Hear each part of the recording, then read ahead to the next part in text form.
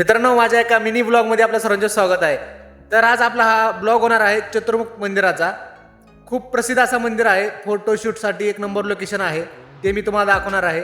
चला तर आपण बघूयात आज मंदिराचा व्ह्यू कसा आहे. कारण आज पाऊस थोडासा थांबलेला आहे, खूप हिरवंगार झालं सगळीकडे.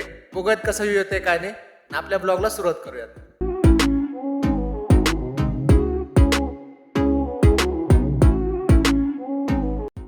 मित्रांनो, मंदिराच्या परिसरामध्ये मी पोहोचलो आहे.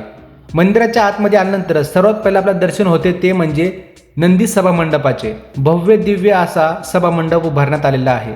खूप सुंदर अशी नंदीची मूर्ती आहे.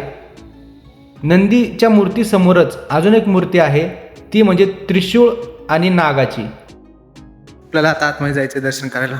ओम नमः शिवाय.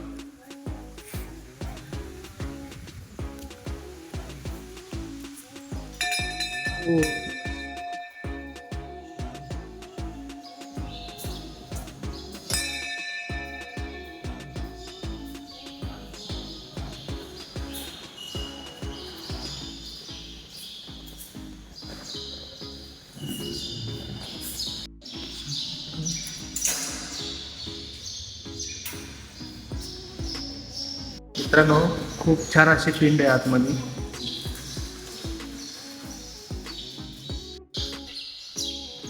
मित्रांनो, असा हा मंदिराचा परिसर आहे. पूर्ण खूप छान आहे, शांत आहे एकदम.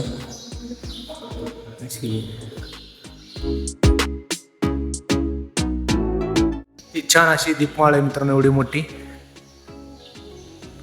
महाशिवरात्रीमध्ये इथं दिवे लावले जातात.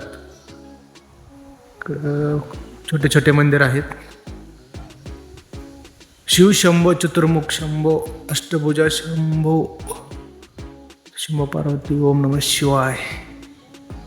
असं मंदिर आहे पूर्ण. छान असं मंदिर आहे बघ. हर हर महादेव. मंदिराच्या बॅक साईडला असं झाड आहे, वडाचं झाड आहे. आणि ह्या झाडाखाली अशी खूप छान सुंदर अशी पिंड आहे. मित्रांनो, एक प्रश्न आहे तुमच्यासाठी. हा मोठा फूल कुठला आहे मला कमेंटमध्ये नक्की सांगा. हा वाला. हर हर महादेव.